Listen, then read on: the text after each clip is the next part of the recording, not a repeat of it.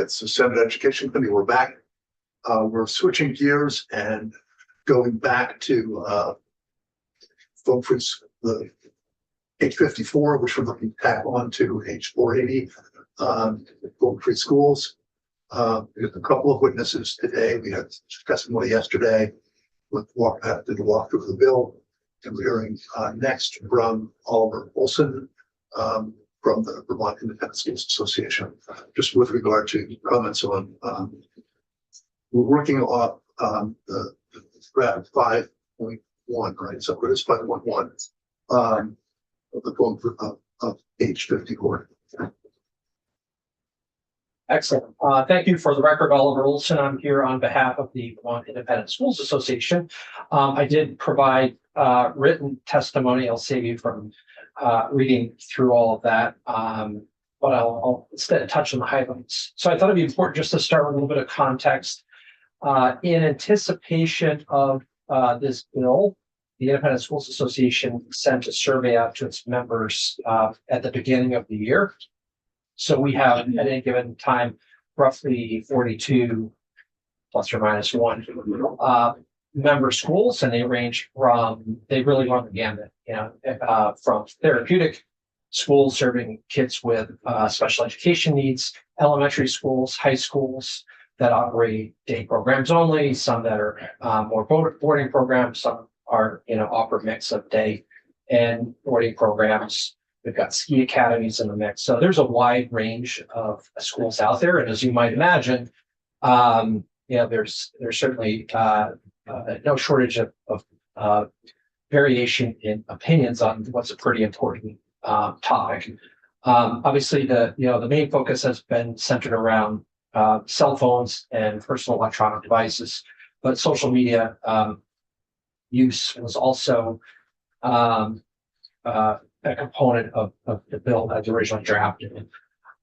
So we sent out a survey, first of all, just to get a baseline of where independent schools are today, what they're seeing on the ground, what policies they already have in place, and just general sort of comments on the bill as it was originally drafted and introduced.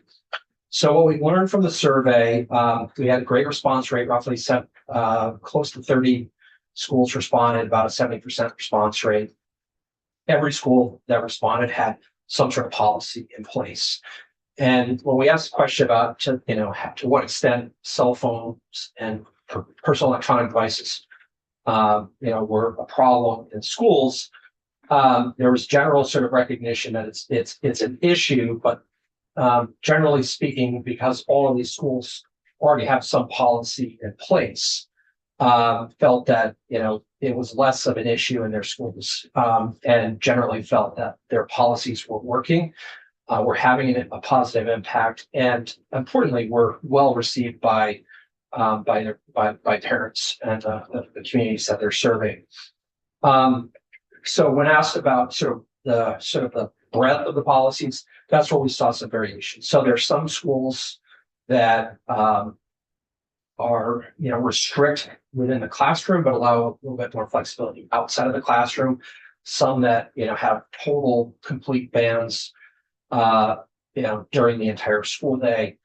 And then we started to see a little bit of nuance, particularly around issues like student laptops are a good example, right? So the original bill as drafted had a very broad definition of an electronic device that swept in a lot of things. I mean, technically, hearing aids kind of fell with the definition. It was very broad.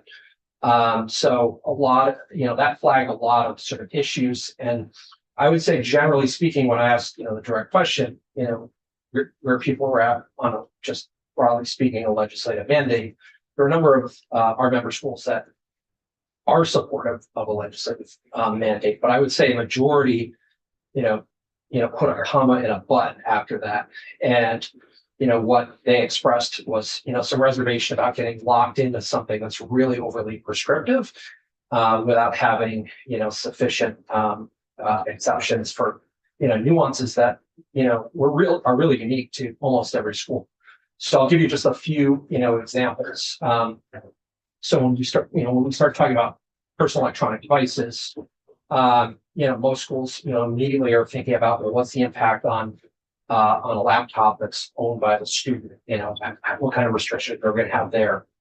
Some ski academies expressed concern with their athletic programs and, things like, a watch or a heart monitor and things like that that are being used, as part of athletic training that, there were concerns around that. Boarding schools expressed a lot of concern that, they want to ensure that, their boarding students, when they go back home to their dorm, weren't getting swept up and, put in a place where, they'd have to go back to the old days, the rotary phone down the hallway to call home. So those are some of the types of concerns. Other concerns had to do with students with, various disabilities. There is in the current draft that you have an exception for students who are on an IEP or a 504 plan, but we do have some schools that are serving international students that may not, necessarily they still have a disability, but it's not necessarily captured by, a 504 or IEP plan because that's a US centric concept. So that just gives you a little bit of flavor. And then you start getting into things like, where you start getting gray areas, field trips, a lot of schools say, hey, if we're going to go, out in the backwoods, no phones, no electronic devices. But you're going to Boston and New York on a field trip, and now kids want to bring their phones to take pictures with their friends, things like that. That's where some of those nuances sort of come out. So, with that said, with the current draft, in my written comments, I went through some suggested changes. So, broadly speaking, we're more supportive of the current approach that the House last worked on, which moves away from a sort of a rigid statutory prohibition to one that is a little bit more flexible in that it directs the AOE to develop a policy, a model policy with essentially a floor that schools could adapt to their unique needs and build off of. We think that's a good approach. We just need to make sure that the exceptions in that baseline policy are sufficient to address the needs that we have. So with that said, I'll just kind of bullet out the recommended changes that we have. So the first would be under the draft 5.1, it has the AOE working in consultation with the School Boards Association on the model policy. Since this would also apply to independent schools, and since the SBA does not represent independent schools, we think it would be appropriate for Visa to also be part of that consultation process. So next up, just a very small literally technical detail. There's prohibition. There's reference to Bluetooth technology, which is a sort of an technical standard. And as you can imagine, in the tech world, things move pretty quickly. So we would just recommend changing that to wireless. It's a little broader term and less likely to become obsolete in statute. Yep. What line were you on of it? Oh, I don't have the exact line in front. There we go. Yeah. Stereo. So next up, there's reference to, in the current bill, to the concept of prohibition from arrival to dismissal. But that's arrival and dismissal is not defined. And again, in a boarding school context, that's where there's a lot of concern. So we would ask that there be some explicit allowance and recognition of boarding school situations so that we don't get into a situation where the kids are back in their dorm and they can't use their phone. So did you give us some specific language? I can give you specific language as general sort of, as long as there's just acknowledgement and direction of the AOE that when they're developing model policy that we don't get locked into an unintended consequence of kids not being able to use their phones when they're back in the dorm. It is. Yeah. Okay. So, and again, this, you could go through a lot of different scenarios, and this is why I think it's best actually to address these things more specifically within the policy rather than trying to do it in statute. So as long as there's sort of some direction, general direction, and let the AOE figure out the details. Guardrails, that's what Yeah. you say. exactly. Where's the arrival and dismissal line? 15th page. Oh, Yeah. right. Thanks. You guys use bells to start today? Every school's different. Some schools use their bells. So Yeah. I've heard bells to bell. So Heard bells to bell, and again, it's, some might say, it's arrival when you walk through the door and dismissal when you walk out of the door. And if you're on campus and you live on campus, that's a little tricky. yeah, And certainly not all schools have bells. yes. I mean, would it be more clear if we were to say, at school from the beginning of the academic day to the end of the academic day? Is that more clear? Very clear, yes.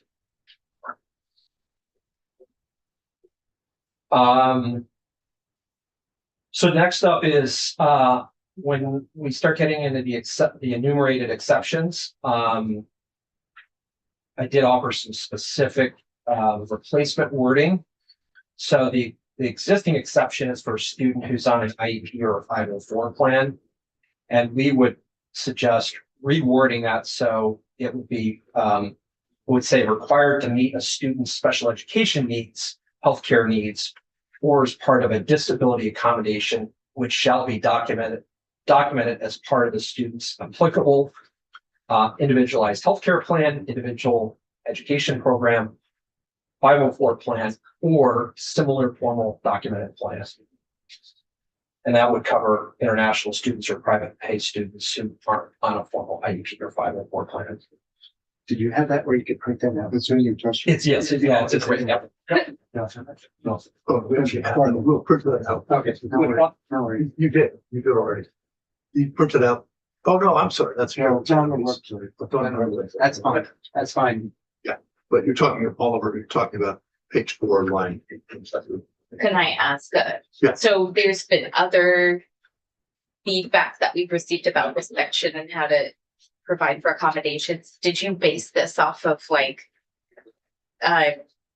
a policy you saw elsewhere, or just the things you thought should be covered? Just what we've heard and just what we know. So, we definitely have schools that are serving students with special education needs who are not on an IEP. Right. Because they're an international student. Yeah.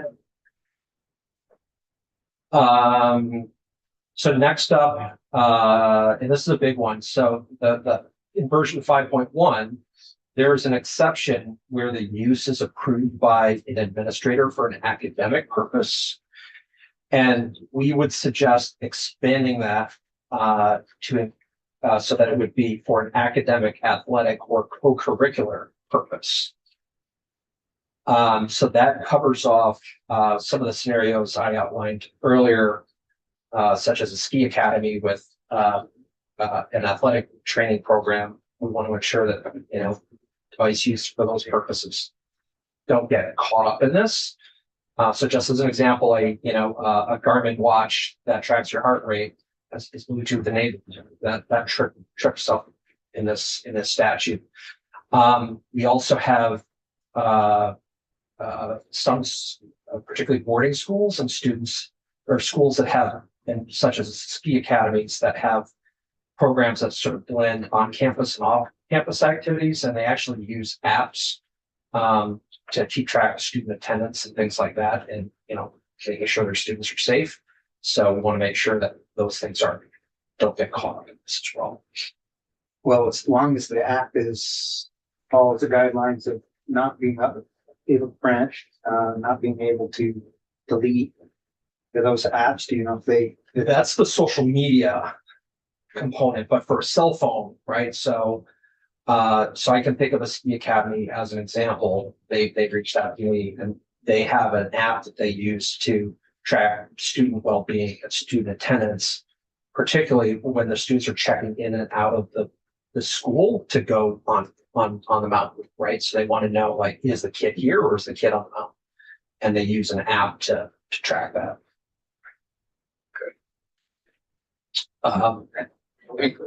That'd be covered under the exception on line 21.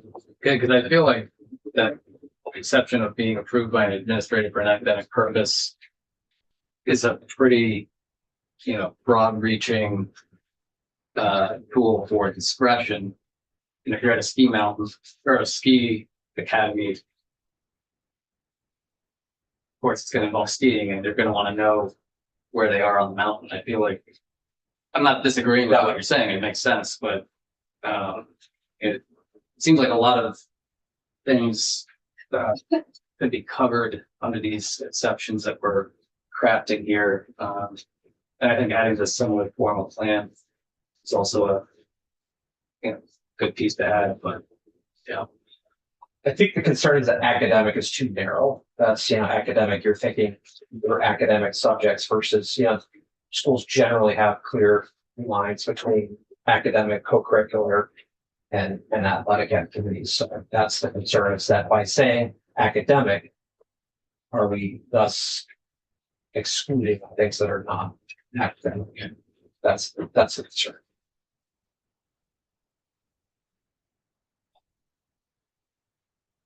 The skiing is not in your, so point might be that skiing is not academic. Correct. Yeah. You're afraid that, okay.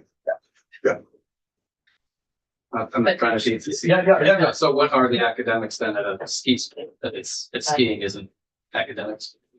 Oh, all the academic activities. I mean, all the ski academies have very robust academic programs. I think of the one that's closest to me, and their graduating class this year includes a couple going to Dartmouth. I think one going to Harvard. I hear these are some high flyers, but so they have a rigorous academic program, but they're also getting up at 5 in the morning to go, train for a couple hours before they actually go in the classroom. What is the upshot of, what's the? Well, just the one possibility of suggesting is that on line 21 on page 4, for an academic, athletic, or co-curricular activity, Exactly. and have to be approved by the administrator. Correct. Yeah.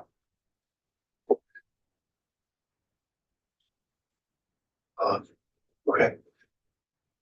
Oh.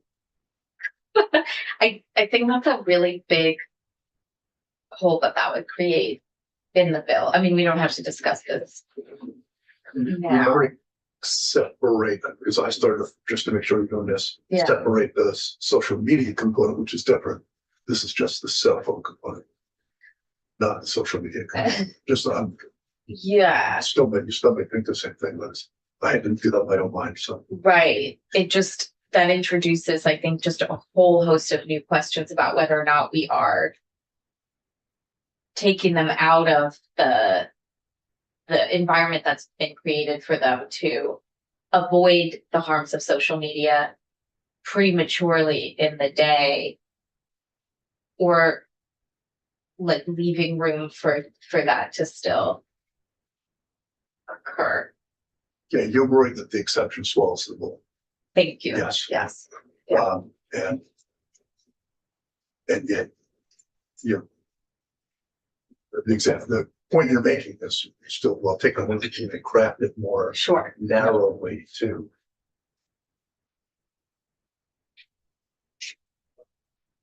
like special exception.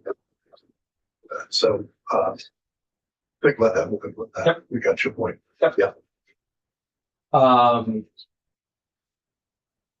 Next up, this is a really minor one, but on the social media section, so there is a provision there that said that basically by default, social media is out, and then the administration basically approves what's in, and the intent there is to ensure that student information systems, learning management systems, things like that don't inadvertently get swept up in that, what is an amorphous definition of social media, right?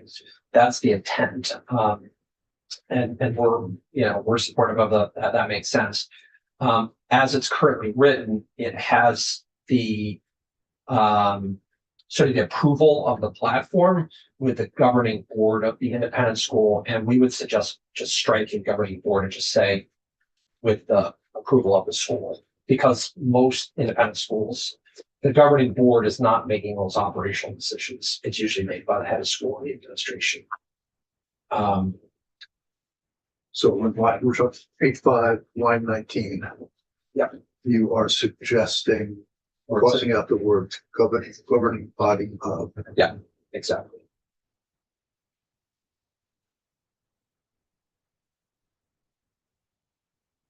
And then the final suggestion is that we limit the application of this to approved independent schools that are eligible for public tuition. So those independent schools that are taking public tuition are, pretty much already doing all of this. And generally speaking, the public policy direction has been that those that are ineligible for public tuition, generally have, aren't in the same box as those that are eligible for public tuition.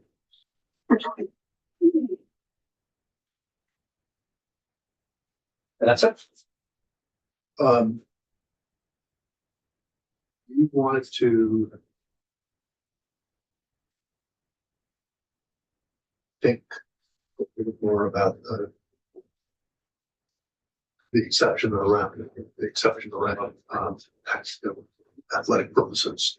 And Try to co-curricular. Yeah. really make sure that we're effective about a way to write that without the acceptance law. Yeah. Not sure it does actually the way it's written, but be that as it may. Yeah. So. And I think a really simple sort of real world example to think about is, kids on a field trip to New York City and they want to have their phones to take pictures of them, their friends, the sites, right? Are we, where does that fall? Well, I was thinking more. I mean, that's an issue that would apply to independents and public schools. Correct. Yeah, exactly. So it's just something to like be considered by the agency. Yeah. But your point about kids being on the mountain is more. That's pretty fun. Really. Again, because it's not just cell phones; it's electronic devices, right? So I think this athletic issue would apply equally to public schools because, again, think about kids at track and field. Are we saying they can't have a smartwatch that's monitoring their heart rate when they're on the track? I'm not sure that that's really what we're intending to do here, but strict reading of the bill says if that watch has Bluetooth, which a lot of them do, it's a no-go. Isn't that typically after the bell though? What could be people? Yeah. Which is a good point, right? Gets how do you define a You're gonna have exceptions because of the uniqueness of a mountain school or whatever. You're concerned that you're not gonna get caught up by AOE or somebody coming back and saying, hey, you're violating. Exactly. So I said all along there are exceptions for everything. And I guess if we can word it. Yeah. So you're happy with it and fits into the bill. So you gave good commentary on cell phones, specifically the use of social media as a communications medium. Can you comment on that? Yeah, I mean, did you? yes, yeah, definitely. Yeah, I would say generally speaking, our folks are, supportive of the principle. We don't want to be incorporating social media into the school community. The concerns are more about just not inadvertently getting tripped up with a student information system or an LMS platform, and then again, you could have a situation where maybe a student's doing a research project on social media, right? I don't think any of that is of real concern. So generally speaking, our schools are not looking for to promote the use of social media within their school environments. And I'll give you an example. I think one of the common concerns that parents have is the school is using it as a tool to let's say organize after school events and things like that, and it sort of forces you to get on the platform or forces your kids to get on the platform, and that's really the intent of the bill, is to prevent that kind of thing from happening, and that's something broadly speaking our members are on board with. Good. I guess more for the folks we have next, maybe who have expertise in managing all of this. I do think that the academic day takes care of most of the time that students will be under someone's direct supervision that, you know, is going to be able to manage whether or not they have their cell phone regardless. I wouldn't want to completely cut out athletics with our language because that can be the source of a lot of, you know, bullying or hazing or harassment, videotaping, things like that. So, locker rooms, like I think there's a really good reason to be more careful and thoughtful about athletics, when they're, you know, really participating in a school-led, athletic event. You thinking about phones or social media when you say that? Phones. If I could respond to that, I think the concern, and I think is a valid one, is we don't want to create a blanket exception for just, Exactly. it's, and the way it's crafted right now, I think it's fairly narrow because it says for an academic purpose, we're adding in the word athletic purpose. And maybe a tweak could be to say a specific academic / athletic purpose. So it's not just to say, hey, you know, if you're at, you know, involved in an athletic activity, you can use a phone, right? I Right. think that's your Yeah, concern, that's right? my Yeah, concern. yeah. That's my Whereas, you know, the intent here is to say, hey, there's a, you know, the policy is going to say there's a narrow carve out to say you can use a smartwatch for this specific purpose for, you know, this particular, What if we said like a health related purpose? well, I don't think that, I think it's more athletic than health related, to be honest. Why don't we let you? Yeah. Okay. Yeah, That's fine. Well, I think That's the language you want us to be on. I don't know if I'm getting way too in the weeds here. I don't know who this question is for, but so let's say we add athletics. There's a football game at night. All the students who are at that school, are they not allowed to bring their phones to the football games? That would be after the academic day though, so they would be. But if we're adding But- athletics, Still, if it's, Oh, yeah, you're thinking about it, cutting the other way. I didn't know what it had athletics. yeah, if we were to add it, then are Yeah. we saying, okay, we probably should be able to get testimony from schools that have already had this implemented for a year or so and see how it does Right. back there. I think though that, just to be clear, I think Oliver is thinking about something really different than normal because of the particular ski academies, the issues that they face around this. And so I think thinking about how to tailor something specifically for those circumstances where kids might get up, take class, then go to the mountains for 3 hours, then they're back. You know, how does that, and you want to be able to keep track of kids who's on the mountain, who's not, you're both, and I get it. So just, I think that's what we're trying to grab. somehow. exactly. Okay, so, yeah, yes. Now, I want to keep it as simple as possible. Yeah. As generic as we can, but I think it would behoove every school.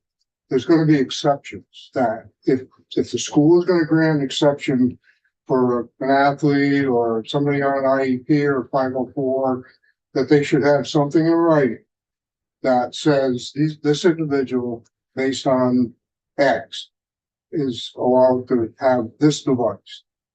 Because then, you know, we don't have people coming in saying, well, how come he's different than my son or my daughter? So just kind of keep it, I think every school should probably, without a lot of effort, be able to do that. And maybe we should put some language in there that just says schools that have students that need to be accepted should have a plan in writing.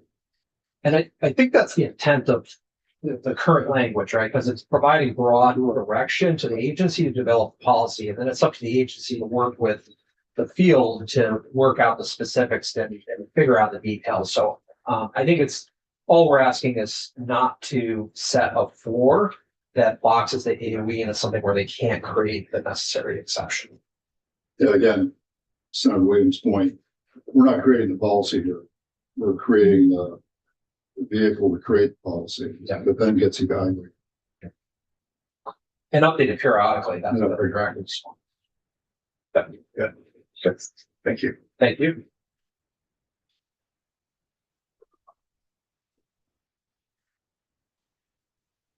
Hello. My name is Liza Earl Centers. I live here in Montpelier.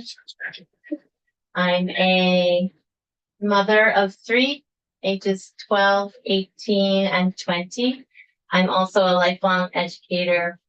And I'm here also on behalf of the Vermont Coalition of Phone and Social Media Free Schools, which represents nearly 2,000 Vermonters from around the state who have joined our efforts. Totally grassroots, no lobbyists. We don't even have a way to get donations. So thank you for having us at the table. It really means so much to us that you have set aside time for discussing this bill and trying to see if there's a way to get it through this year. I know it means that for you all, it will feel like a bit of rushed testimony, but I really want to assure you that the House Education Committee hit it out of the park with their testimony. They took 3 weeks of solid testimony, 43 scheduled witnesses on their agenda, and that doesn't even count the 12 students from Thetford Academy who sort of charged the room on February 26th when they had a day here.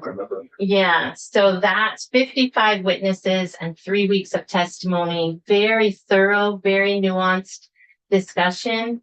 And you did notice some of those results yesterday. The defining of social media is so slippery. So that's why they opted out of it. It was so hard to define it where it didn't also apply to the Young Writers blog that we certainly would want students to be able to access. So that's why we kept it to sort of schools using common sense. So we really hope you keep this strong language. The elements we think are really strong is that it applies to all schools. It's bell to bell. And I think we really are talking about the academic school day.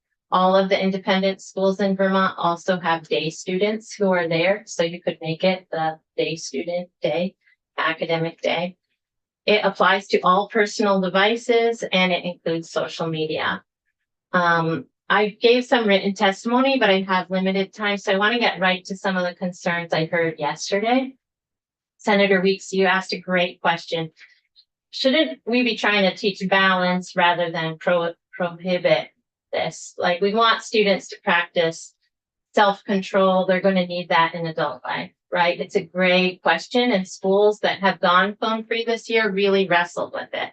I think what we're finding is that the 13 years that we've had these smartphones is that balance is impossible, especially if you're talking about the adolescent brain, which is not fully developed, the prefrontal cortex.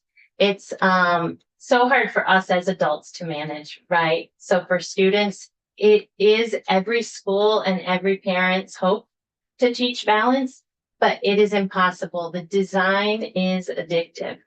A home example. So my two stepsons, my husband and I tried to have balance. We didn't want to be micromanaging their minutes. We set up some controls, but they can find any peer to undo those controls, to be honest. So some Saturdays, my husband would hide the cell phone and they would wake up and they would storm and slam doors and yell and scream for half an hour and go in their rooms upset. And maybe an hour later, come out with an amazing origami creation. Or go toss a frisbee with their younger sister in the backyard and have an amazing day. On one of these days, I remember coming into the bedroom around 9 p.m. My 15-year-old stepson snuggled up with his dad. Rare occurrence, right? And they were laughing, and I heard him say, I kid you not, thank you for taking my phone away. This has been the best day ever. The storming at the beginning is part of the withdrawal cycle, right? And so what we are finding is that students at these schools are having a 7-hour detox every day. And they're saying after school, they're on their phones less because they haven't been programmed to reach for it every day. A student at Burn Burton is part of our coalition and says he senses the tension at the end of each class that students are ready to bolt for the hallway to get 4 minutes of scrolling on their phone. So a classroom break is not a detox. So we want to teach the self-control. And what we're finding from the students themselves is that this policy helps them feel how much better they are in their bodies, how much less anxious. It establishes a norm of face-to-face socializing among the friend group that carries over into their social life after school. Away during instruction time is problematic because the social emotional curriculum for our kids is equally as important as the academic. So cafeteria time, all of us had cafeteria time where we're reading nuance and humor and body language, and that helped you made you the successful legislators that you are today. Our students are saying in some of the schools, it's not just quiet, it's silent. A student testified to House Ed from Colchester that some days the cafeteria is silent. So as an ESL instructor, that means ESL students are losing the conversation time, which is their biggest time for language acquisition. Also, we don't want this at lunchtime. 6th graders have seen live streamed murders and suicide in school cafeterias. Before doing this work, I thought social media was just a superficial waste of time. But in doing this work, I now see these social media apps are feeding our students, our kids, what they can't look away from. That's the name of the documentary we're streaming all around the state. And it feeds them more and more extreme things. They can take down violent content, but not if it's a live stream. YouTube, Facebook, all the apps, so they all can do live streams. And so we don't want that in our school cafeterias. And that's going to happen unless it's a bell-to-bell policy. In school, we have high security. The Chromebooks have blockers. If I want to go help in my daughter's class or for a field trip, I have to be fingerprinted, right? And to just help in the class, I have to buzz in, say where I'm going, sign in, time out, wear a visitor badge. But as long as these phones are part of the school day and social media, we have drug dealers, we have pedophiles. You are letting anyone into the building. It's really an example of a Trojan horse. They came in as a valuable tool, and now they're waging war with us. So let's see. Also, teachers are exhausted having to police in class time. It's a fight they can't win. My own stepson said that for his junior year, most classes, phones were away, but by senior year, teachers got tired of fighting the battle. And 3/4 of classes at Montpelier High School, phones were right on students' desks and being used throughout the time. Harwood tried for 3 years to all be on the same page, and they just couldn't win that battle. The good news is that we know there are some solutions. Kids Code is one solution to hold these companies accountable for the algorithms and the feed. It's sort of like Dr. Levine's multi-layered mitigation during COVID, right? Every mitigation has some holes, like a slice of Swiss cheese. But if you do multiple layers, you're blocking more of these holes. So pass this bill is another good layer. It gives students a 7-hour break. It stops forcing phones and social media onto kids whose families don't want them or can't afford them. So many parents are trying to hold out. Jonathan Haidt's book has started an international movement. His initial recommendation from the data was that students do not get smartphones or social media until age 18. He changed that on a pragmatic level to age 16 because he didn't think anyone would buy this book. If they say that is ridiculous, kids are getting on it at age 9 or 10. That's too far of a gap. But parents who are trying for age 16 are being undermined currently by school policy. Already in 6th grade, my daughter, every couple weeks, screams and cries at me for half an hour of how I'm ruining her life by not letting her have one of these devices. It's so hard to sit there and say, I feel for you. I'm so sorry the world is this way and has created that I have to choose between giving you one of these, or having you socially excluded. So she's in 6th grade. Imagine a parent of a ninth grader at Montpelier High School where 90% of kids in lunch are staring at their phones. And my daughter's the only one without a phone. Like, I'm not going to be able to stand up to that. No parent can stand up to that. So currently, the policies are undermining parents who are trying to do the right thing. I think that this needs to be a collaboration. Schools are model societies, and I think when schools say social media is not appropriate here and cell phones are put away during our academic day, parents will follow suit. I really think, and even the students, maybe where on Saturdays phones are away. Let's see. Also, email is sort of talked about as like a fallback. That's sort of an okay solution. We want our students learning email. My own stepson lost a job opportunity at Sugarbush because he didn't have good practices of checking his email. And he almost missed a deadline to register for college classes last August because he didn't check email. If students have to use school email, then they get better habits, and it's a workforce development question. Email's not addictive, and that's why we like it, right? You get in, you get out, and you're off. Let's see. Why does this need to come from the state? Is a great question. So we see it as an equity issue. Dr. Strokoff yesterday talked about how kids from families with means can have rich social life out of school. I spend so much money on crafts and snowboarding and theater camp and all of these things, but there's so many families who can't do that. And those families' kids might be on social media 18 hours a day. This gives them, all kids, a 7-hour break.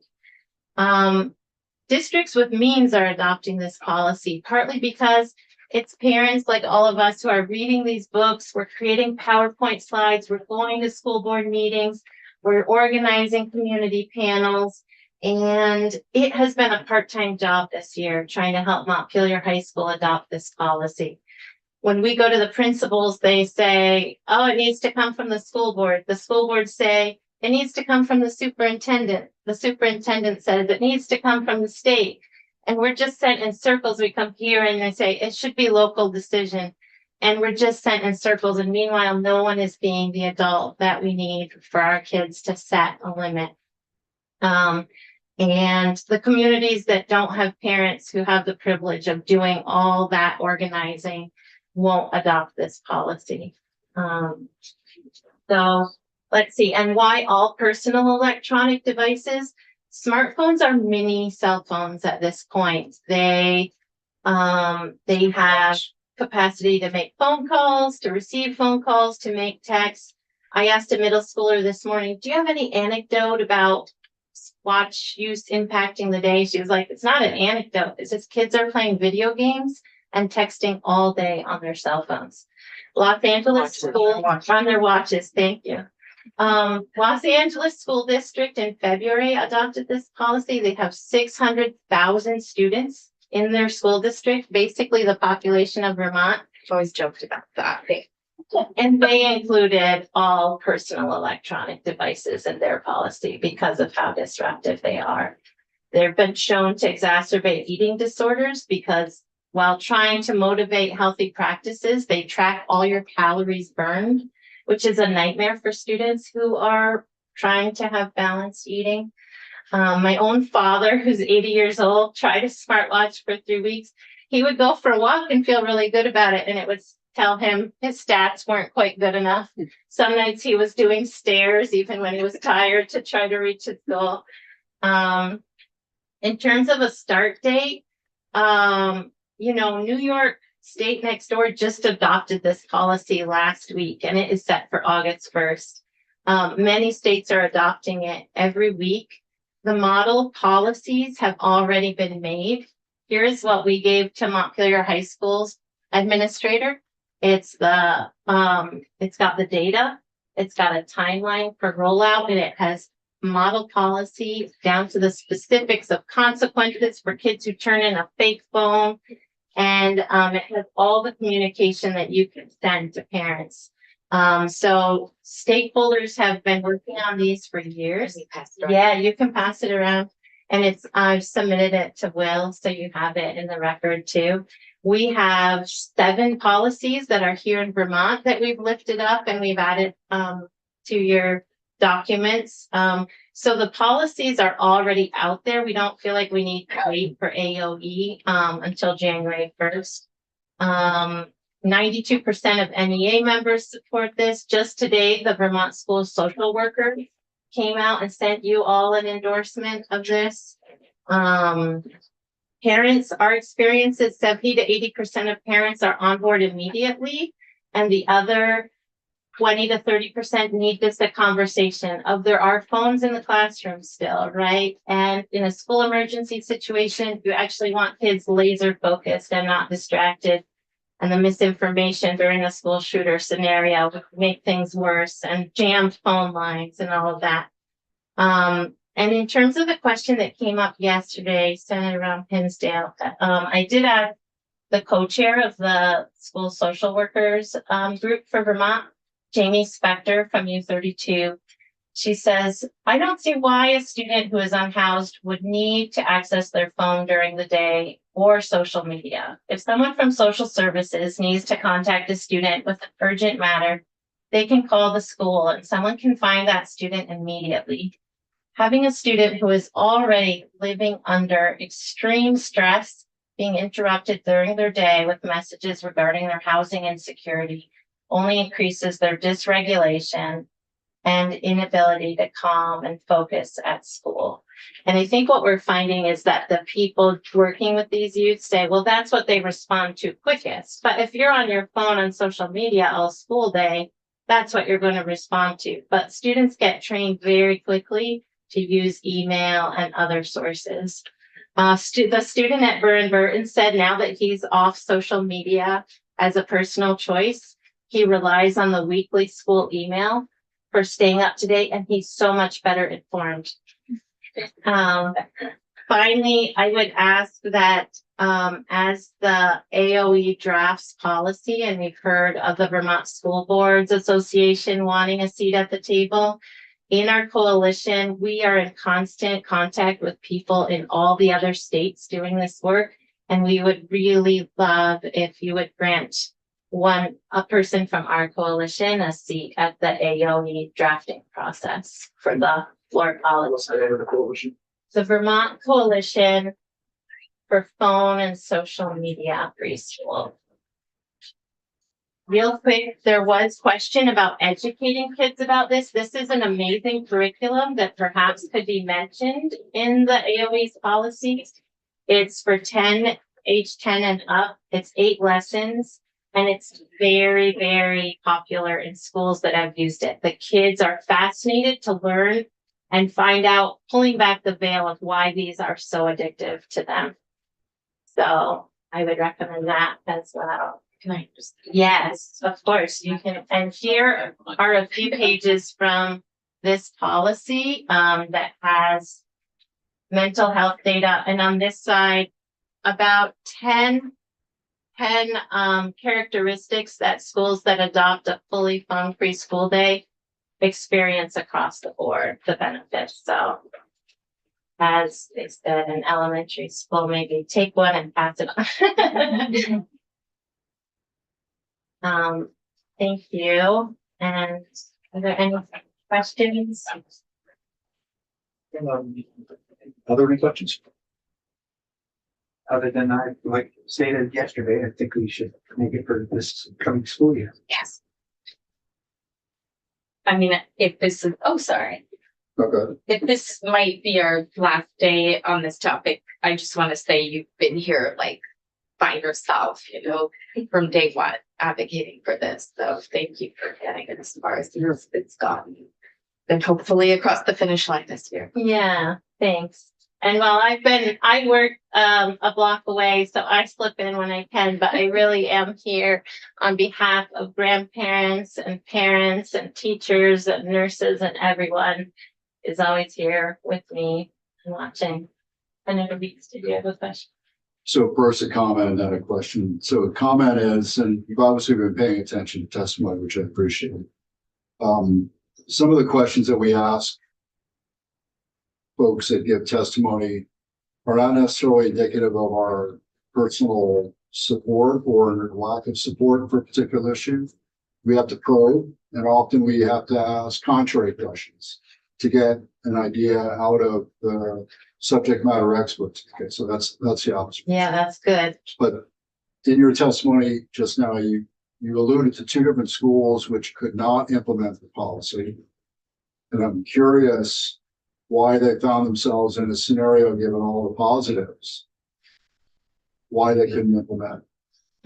Great One question. of them, I think, was local. So you're talking about, referring to like Montpelier High School, how You currently, alluded to yeah. two who tried but couldn't. So that was, I misspoke. So I'm saying these are schools that have just like every other school, they have a policy in place, but the policy is a mess, that it falls on individual teachers. Every teacher has a different way of enforcing it. And so essentially there is no policy. So those schools hadn't tried this, but Harwood decided, the teacher in the video that I made for you, I interviewed 12 teachers at Harwood. I put out a sign-up sheet saying, I'm coming on Thursday afternoon, please sign up. And in a day, all the slots were filled. Some teachers had doubled up. They so wanted to talk about how amazing their year had been. And one teacher said, after 3 years of trying just to say phones away during class time, and it was never working. She said, we had to go nuclear. We had to lock the phones up in those yonder pouches, and that made all the difference. So yeah, I think most schools have a policy, but there are probably only currently 8 schools that truly students are not accessing their phones during the entire day. Yeah. And I will say that also, like, the LA school district enacted this policy mid-February. So I think in general, we think of the school year as a time to start something new. As a school teacher, for many years, I'll say the first 6 weeks was so overwhelming and exhausting that in some ways I could see an argument could be made, get through the hard lift of launching the year, use some time to educate students, and then you could start it. So I'd say you could do this fall, or you could do partway through the year as well.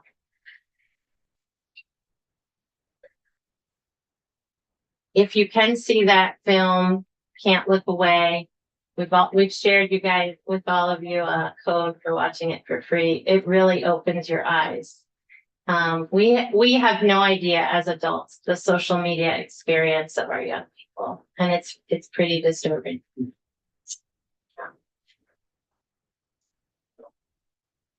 And I might offer, I don't know, if the independent schools are so unique that it would need to have a lot of exceptions, maybe rather than water the policy down for the 80,000 public school students, the 3,000 that are independent schools, maybe this doesn't apply to them. I feel that parents at those schools would call and say, I want this policy at my independent school. Yeah, I don't think that's what Oliver was suggesting. Yeah. Very tailored to that one. I think that real one issue with ski academies. Right, yeah. I didn't hear too much else. But it was a broad exemption that was Yeah. proposed, that probably the group that's been doing a lot of work and research would not just want to see sort of. Well, I think Fun might be left to agree with that. They said that was the exception as well as the rule. Yeah. We have to just make sure it's very carefully tailored, and so he's going to take a quick stab at that. So, but I don't even think he wasn't suggesting. Great. I think the administrator exception, I feel comfortable with, because as administrators, they're the ones enforcing it. Yeah. And they know that if students key in that there's a slippery slope, then it's going to be a mess. So they're going to be very judicious as administrators of when they allow those academic exceptions. I want to close just saying that I heard testimony of a principal online for Maine's bill, and he said this year has been amazing. One student came up to him recently and said, this has been the year of hello. And it sounds so simple and so basic, but when you see your teenager struggling in already an awkward time of life, the year of hello contains such optimism and such possibility and such hopefulness, which is what we want for all the youth of Vermont. So help create a year and many years of hello for our Vermont youth. Thank you. Thank you.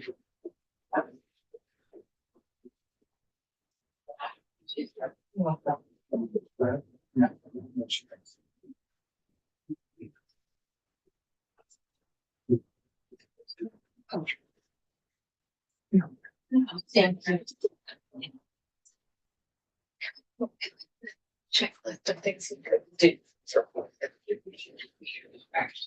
are you ready for me? Yeah, I think so. Yeah.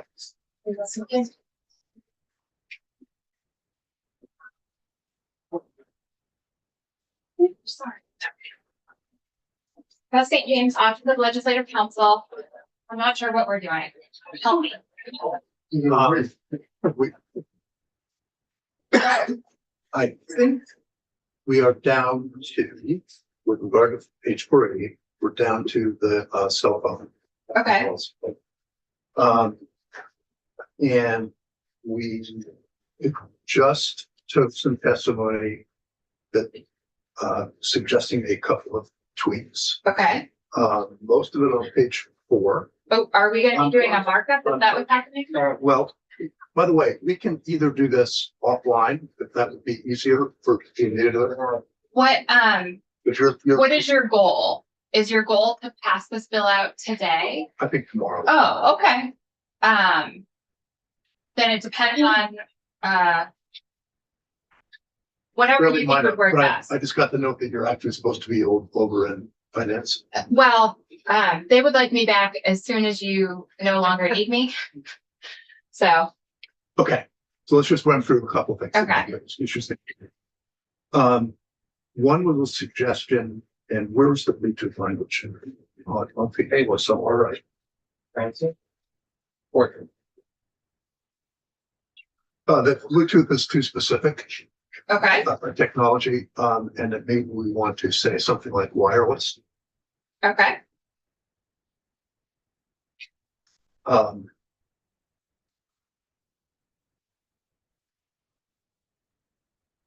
A suggestion with regard to on page 4. That was one. Okay, no, the second one, okay, lines 10 and 11.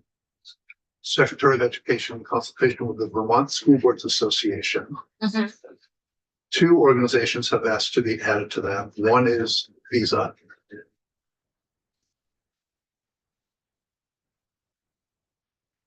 And the other is the Vermont Coalition for Phone and Social Media for Students. By the way, I'm saying this to the committee as well because we haven't made these kind of reviewing the. And so. If people are kind of nodding their heads like that makes sense, Yeah. then okay, okay. okay, so.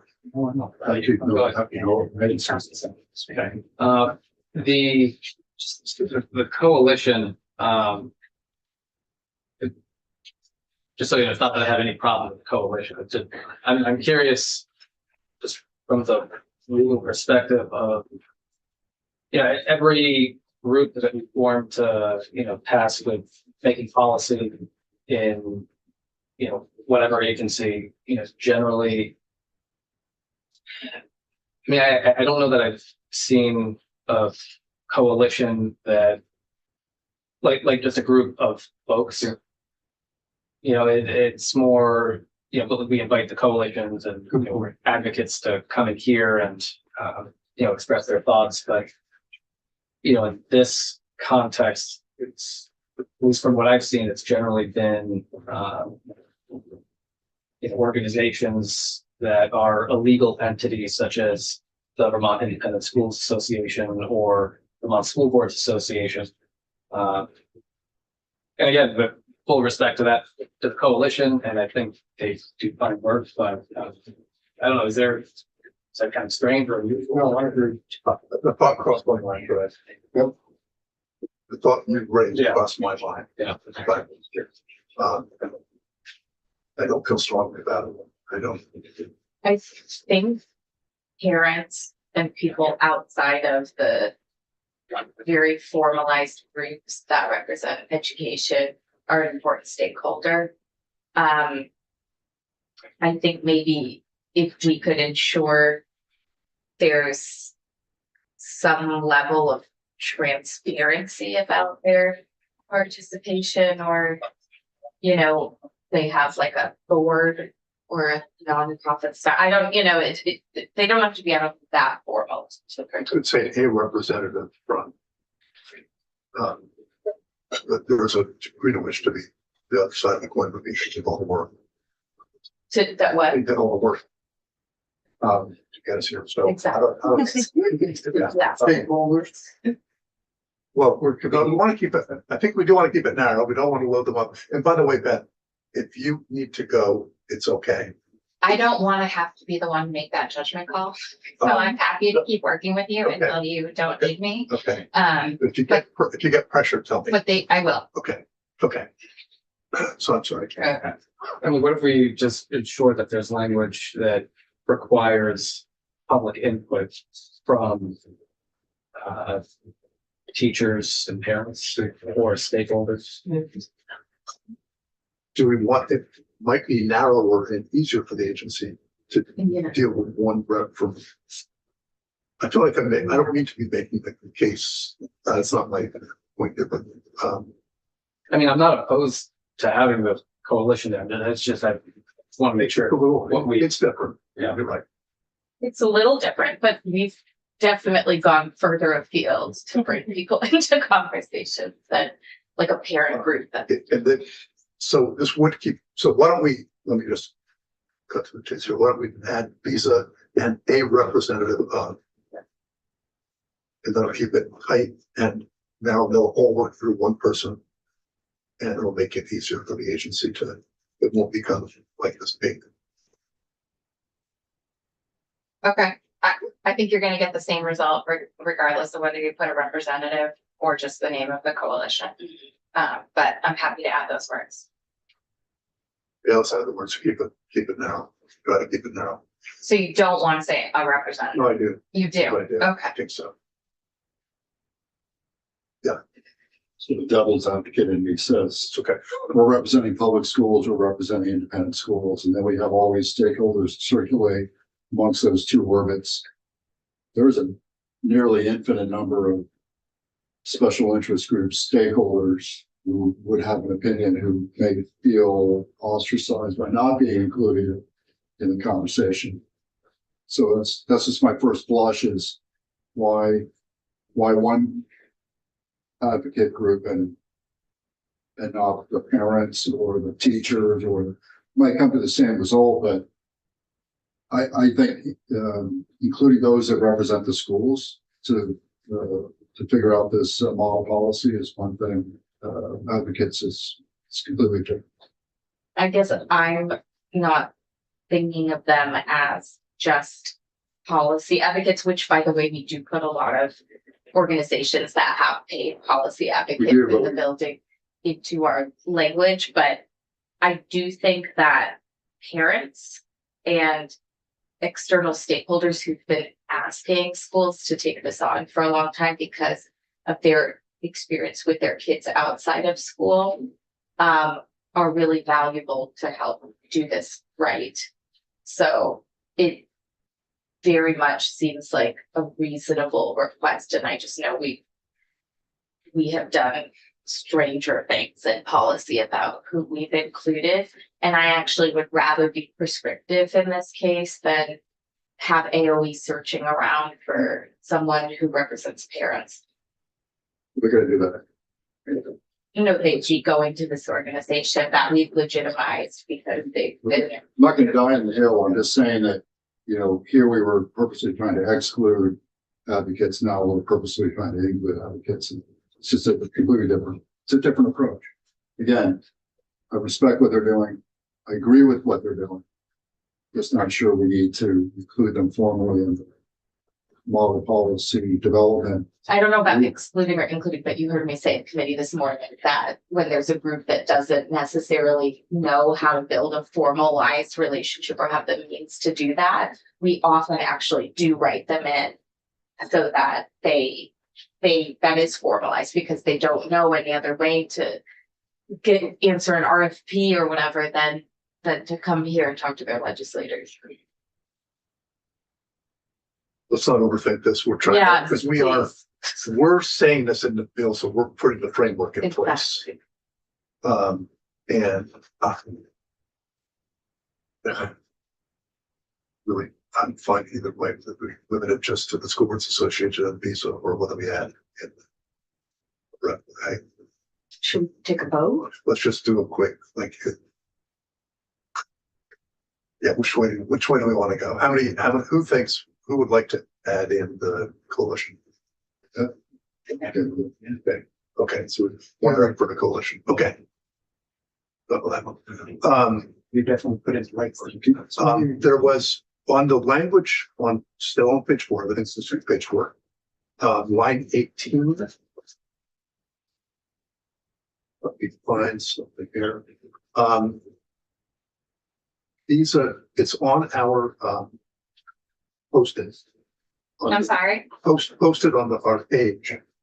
What is? One of Dr. Reed's. Oh, okay. Also posted so you can go back and find it. Okay, Under Oliver Olson. okay, With regard to the language on lines 18 and 19, he raised the point about kids at independent schools who are international okay. and might not have a full 504 plan because that's not what they do in other countries. But- Go ahead. Oh, but they go to school here. Yes, but they don't have a 504 plan because that's not how it works in the country they're from. Okay, He was only suggesting he wants to make sure they get picked up by this language if they have the equivalent of a 504 plan. Here's some language. I'm looking at He suggested this language. it. Okay, As an alternative, we recommend that section be amended to read required to meet a student's special education needs, healthcare needs, or as part of a disability accommodation, which shall be documented as part of the student's applicable individualized healthcare plan, individualized education plan, or 504 plan, or similar formal documented plan. So yes, I mean, if they're coming from another country, going to a school here and they have the equivalent of a 504 plan in another country, wouldn't they be given a 504 plan here in the school? I don't think so. That's what he implied. He implied otherwise. And that's what this would be intended to pick up. Do you see the point that he was? I don't have any independent knowledge to be able to tell you whether that's a genuine concern. So I can either verify it or disprove that. yeah. I will just say, I'm just looking at this language, so required to meet a student's special education needs, healthcare needs, or as part of a disability accommodation, which shall be documented as part of the student's applicable IEP, individualized healthcare plan, 504 plan, or similar formal documented plan. You're going to sweep in potentially many more That's than not- just those international students. Because you're leaving it open to any other documented plan. So, I, no, that's not the intent. So that's good. That's not the intent. Okay.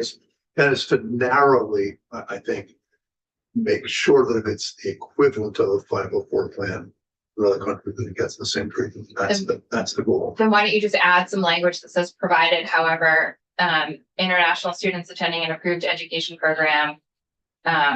I can do Yes, that would be something. fine. Okay, That's the goal. Okay. That's all it is. okay, okay. And then,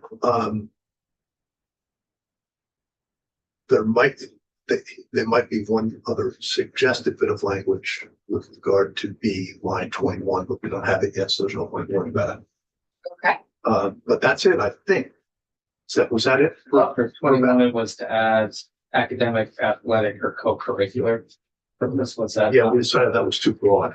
And it got suggested that it was, we put it would be the exception swallowed the rule. What was the idea for the other language? Well, that was the language. Oh, I just said to Oliver, frankly, see if you build something much tighter than that for the very specific issue you were raising. And did we do beginning of the academic day to the end of the academic day rather than from arrival to the dismissal? Oh, that's a good point. Where is that? That's, yeah. Page 4, line 15. Yes, we were thinking about, Cause I think using the that, terminology of during the academic day. What does the academic day That's on entail? you. And that's the same issue in reverse. On the one that got raised by Oliver, and it had to do with the fact that independent schools, where kids, they kind of never leave. And what's the beginning, what's the end, and how does that work? So, So again, we're not developing policy. Yeah. We're developing a policy, we're developing legislation to allow the development. So we don't have to be, we don't have to solve every problem. Yeah, that's true. So if we say academic day, right. let the AOE figure it out. I like that. I would encourage you, I totally agree. I was gonna make the same point Senator Weeks was making, that you are directing the Agency of Education to create a model policy, which naturally, hopefully, I should say, has more details in it than the statute.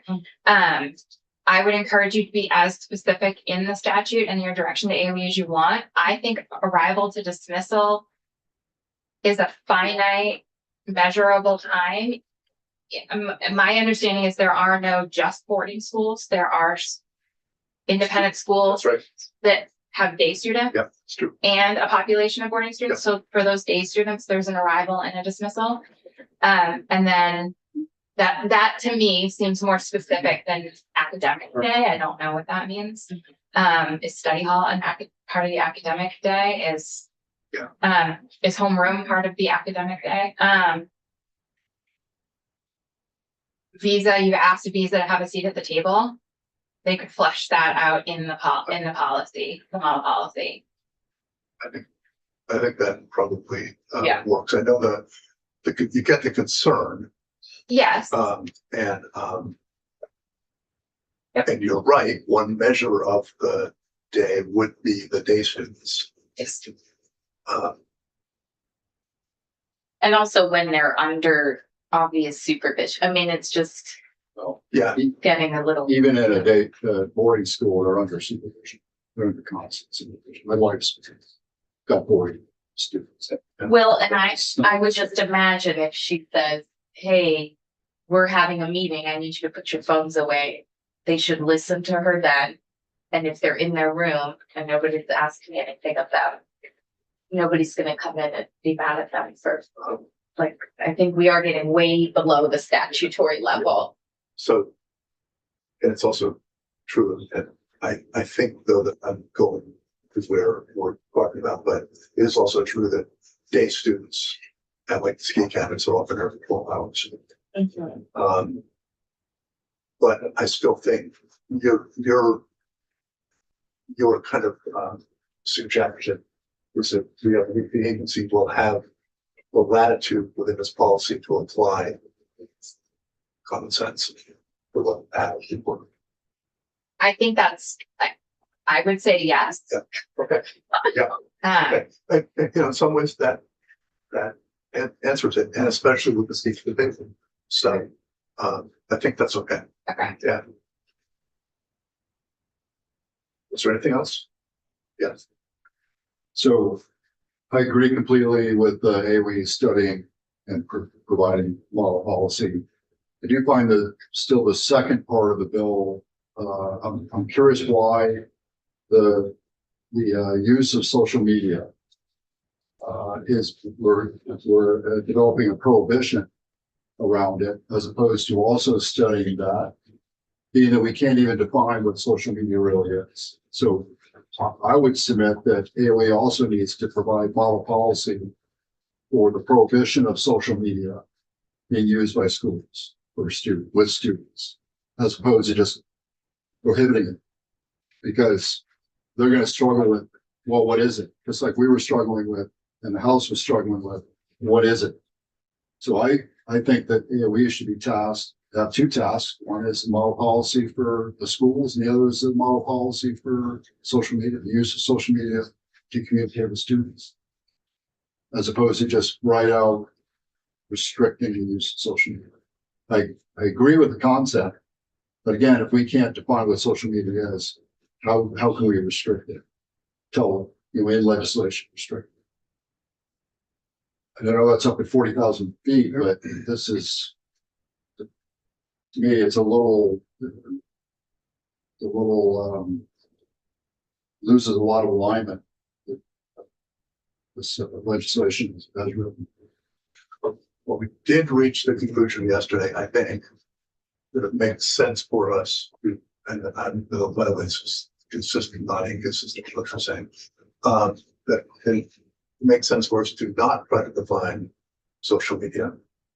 And that would, I think we ended up us thinking that the agency would, but correct if you were involved in a senatorship. But the agency looking at it precedes the prohibition to use social media. So There is a definition of social media. It's federal law. We could do that as a baseline. And, social media may transform over the next 2 years. So if there's an existing statute that covers social media, we should probably use it. Yes. Yeah, I think, I don't think we need to define it in here, because we have the ability, or we're granted the ability to school districts or governing body of an independent school to approve a social media platform like Parent Square, which technically is social media. I have confidence in the discretion of the school boards to recognize that, yes, Parent Square, let's use that. Snapchat, Instagram, Facebook, we're not going to be using that for educational purposes. TikTok. Yeah. So, I'm not I'm not hung up on it at all. I trust that the folks who are running school boards and independent schools are going to reasonably differentiate between things like Parent Square or using YouTube for educational videos compared to Snapchat or other platforms that have been harmful. That's my long-winded way of saying I don't feel that there need to be any changes to the section. AOE is understaffed and we've tasked them with a lot. And this seems pretty impossible to me, honestly, to figure out a model policy for all of our schools with all use different programs, and like some have internet access. It just I really think generally schools get what we need. I think if we wanted to define social media, we could start with the Kids Code definition, because that is geared towards the kinds of platforms that try to suck kids' attention with infinite scroll and algorithms. We are not talking about most things where that does not happen, but I think new things will get invented. And so we left a lot of space in the Kids Code for that continual updating. And I just think a parent, anyone, a school board member, someone could, ask the superintendent why something is or isn't allowed based on this policy, and that could rise back to guidance for AOE.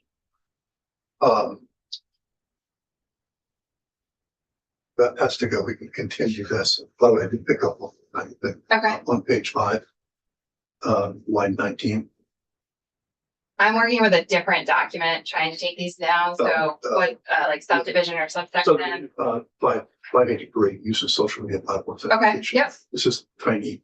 Number 1, utilizing, and then it goes on. The words 3 lines down. Or governing body of an independent school. Mhm. All we're suggesting is saying of an independent school, and the governing body, because I think and not to be involved in policy at all. But again, not. okay, And yeah, influence the school. So. Sure. Let's do that.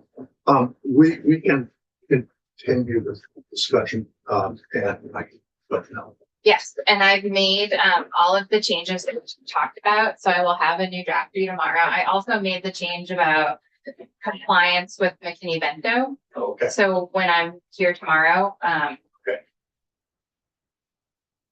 I am gonna be hard to get in here tomorrow. Yeah. And it would be really helpful if we could stick to whatever time I'm given, even if it means, I'm gonna say this, bumping someone out of the seat when I walk in the room. Well, we can have you, I think you are it for us tomorrow. Oh, okay, And hopefully just getting this, voting this bill out, being at the point of, okay, but we're part of little communication with you and me. okay. Till then. But we could, I don't know what 4 is going to be like, but I haven't looked at the calendar. Sorry, go ahead. No, go ahead. I mean, it's really brief from what is on there, Okay. but were you gonna say something different? So assuming 4 is brief, it could be around 1:30. Just send me an 45. invite and I will be here, Okay, but I will only be here in that time period. so it's. I thought we'd have half our bills from today for tomorrow. Tomorrow is not gonna be the 30-minute. So then just the miscellaneous bills / the phone bill. But we stopped. Over the floor. Oh, you mean, We should probably do that. well, Oh, okay. you're right. You're not, okay. Fair In enough. that Why don't we just sit finance- through that at that? I, yeah, Sure. there, we're gonna end by 2 for finance, Mhm. but yes, that's a good. So I'll have you go first. Okay, You ready to go? okay, Hopefully, ready to vote on it. okay. But I will need to leave whenever I'm scheduled to leave. Because that's what I'll be planning on. Okay. Yep. All right. Okay. So for tomorrow, would you like me to add H54 to 480 Yes, with just the changes we've talked about today? so far. Keeping everything else the Yes. same? Okay, If we get okay, some very specific language, we'll consider that, but Okay. I'll be in touch. we will do that.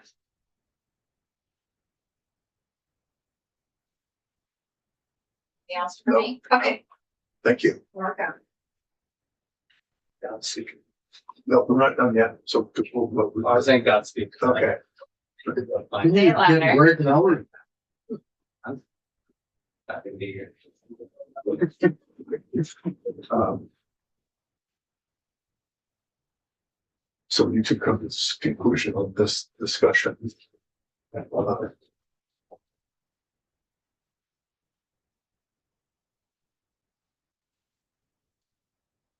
Whether we need a policy or not, or whether we just leave it the way it is. The policy for the social media. Yeah. My vote is to leave it the way it is. I don't think there's an issue really. Or aside from taking out the governing body language. Yeah. Since it's.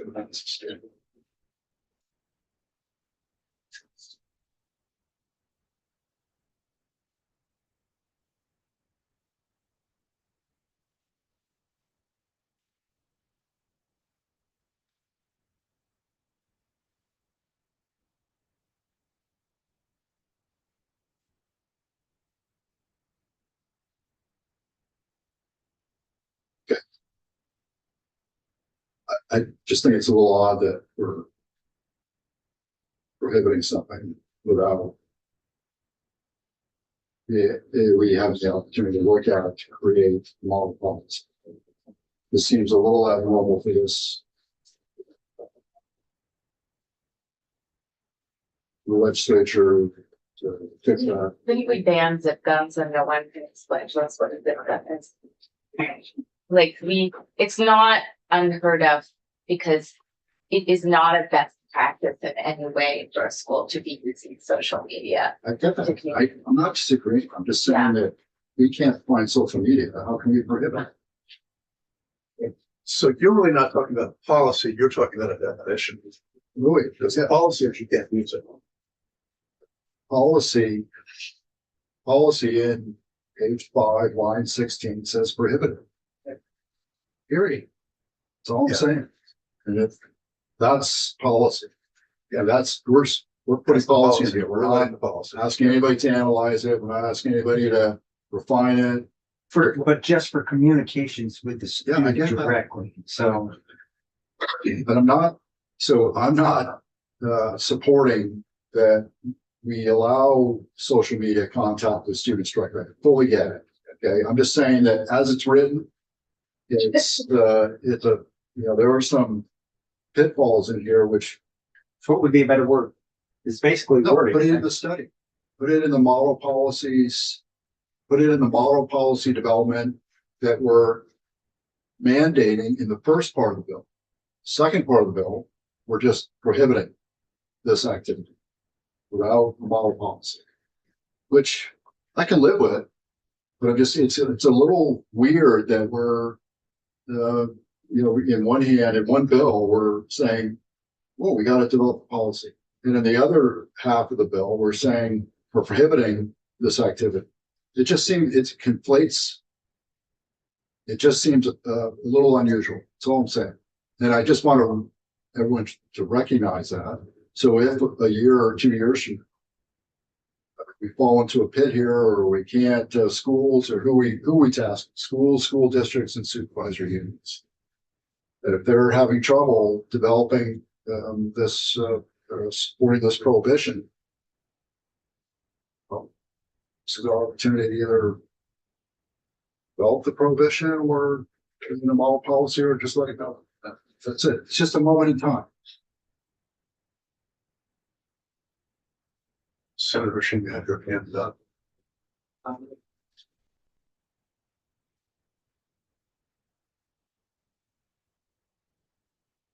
mean, I can see the issue. I mean, we prohibit things all the time while also having parallel studies for, related issues.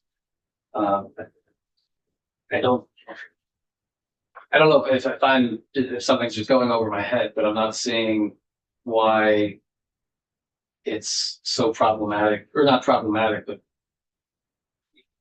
what the front of it. I just don't get why it needs to be a study. I'm not saying stuff. Or Saying allow them to develop policy. And they may say exactly the same thing we're saying here and be very comfortable with it. And everybody walks away very comfortable. I'm just saying that if we can't even define what we're prohibiting, what kind of legislation is that? Well, there are, oh, I mean, there is a definition of social media, but it's incredibly broad, which is why I think it's important that there's discretion so that social media like Parent Square can still be used. I mean, any website that you use that you put in information and someone sees it and they communicate, that's social media. So we're talking about, I feel like a vast majority of websites. So we could just pass the kids code, because that's basically what we're talking about now, which is trying to define the harms that can occur to kids on certain platforms that use what are called dark patterns, opaque algorithms, and design code to capture kids' behavior and attention in a way that was not intended by a more specific app designed for communication. No argument. can we just ask AOE what their opinion is? It'll take more than 10 minutes. We But probably couldn't get them in. The interesting thing about this, an email. The interesting thing, if you look at the way A is written on page 6, both the cell phone ban and the social media ban are in section 2.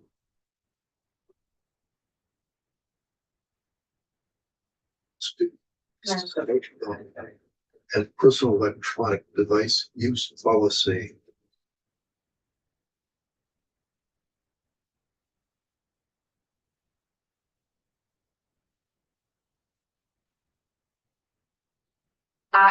I would leave the social media piece up to the school districts by design.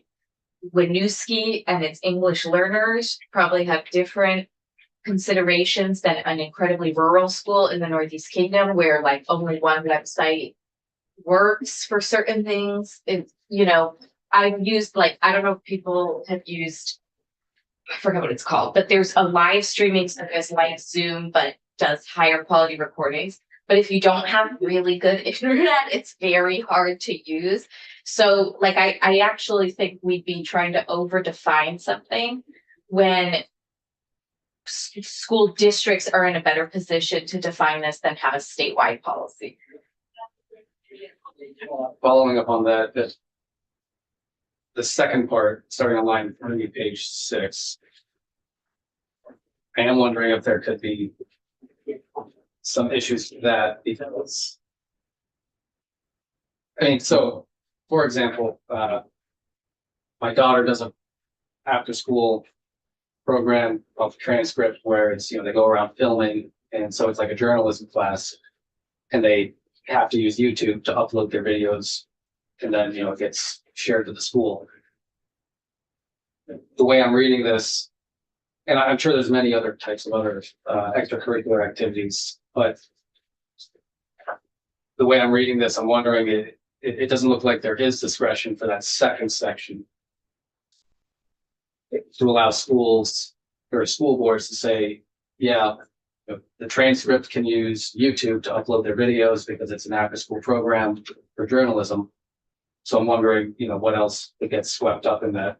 Well, I was just going to say, should we add the discretion element to that second section as well? Because I see it's only applicable to the first section. The way I read this is that the teacher couldn't require you to go on to a social media site to do your out of school. Doesn't mean you can't. Yeah. It just means as a teacher sitting there, I want you to go on YouTube and pick. But that's what that is saying. Yeah. So the student still can go on it, but the teacher or coach or whoever cannot direct the child to go on to social media to that's the way I read that. Yeah. And then being that, that's So it's pretty straightforward. Line 16 shall be prohibited from. It's right into page 6, line 3. White students to use. that's communicating. That's communicating, and this would be research. So on line No, 16, communications, paragraph 1. Paragraph 2 is utilized. So if you read it as you start on line 16 and then skip to subdivision 2, unions shall be prohibited from requiring students to use social. exactly. As a teacher, I cannot require you to go on social media, but if you go and get your information out there, so that is up to you as a student. These examples, good example. You've got something, it's video based. Yeah, She can use it, but the teacher can't tell her to go use it. That's what this is saying. it is what it's. It says that the school district or supervisory unit is prohibited from requiring students to use social media. So that means I cannot require you to use, but I can't. It means that the school can't direct you to use that social media. Doesn't mean you can't use it for bringing in your report.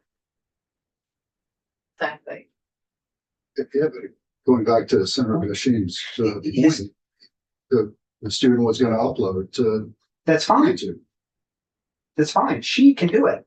As long as the teacher teacher's is not. staying. Yeah, the teacher is asking them because that's the Teacher process. That's a part of the curriculum. Oh, the teacher asked her that, I'm sorry. Yeah, I feel like I appreciate your passion. Well, Yeah, but that's, so that I think is a lot, you know, But it requires the student to think, well, I can use social media, but the teacher can't tell me, but if she uploads it. So this is like this, at this point, I feel like we're in like the frog dissection conversation where requiring is different than providing some kind of alternative. Most kids are gonna be like, yes, I should learn how to upload a video on YouTube. If it's under the supervision of an adult, if the parents are aware and they're not being asked to constantly go on YouTube, and just scroll around, then YouTube isn't considered a social media site in that context. Like it's not, it doesn't, I don't think it contains dark patterns. It just has personalized advertising. So it in a lot of ways, I think that if a student says like, I can't access YouTube, we would have to figure out how to accommodate that student anyway. It's basically saying you can't require that they sign up for TikTok or whatever. YouTube doesn't require you to have a unique login, especially if they're uploading it to one class website. But if they're learning about video, then it's just like that's academic and it's good to learn about YouTube. That's just like you might say if you're learning about algorithms, maybe you should go on. Yeah, but it's also unique to the phone. It's not about the login. It's about the phone that keeps accessing the same site. And But YouTube there is- are algorithms which should entice you to stay longer. YouTube's not a inherently mobile platform. Okay, again, I'm not gonna die on the hill. I'm just pointing it out as it's kind of odd that in one case we're doing a model policy, in the other case, in the same legislation, prohibiting something which we can't find it a little. It's a little uncomfortable, and I'll leave it at that. I'm not gonna die on the hill. I don't want to kill this bill. I would say Fully like, support it going out. But let's like leave this scenario aside. it's a good, it's a relevant. But let's just say you are asking students to watch a video. It should not in any way be a problem in this policy that you send them a YouTube video link. And they watch the video on YouTube. That's Cause that probably wouldn't be any different than TED. exactly, that's, yeah, like going on the internet is not social media. Yeah, but in the end of the YouTube video, as you all know, Yes. at the end, you get a recommendation for a couple of other videos to watch. But that happens on Netflix. I know that. So like Oh my we're. God. Sorry, no, it's the same. Well, Can we, There's an answer. like, can we call a lifeline because I. We can hear from.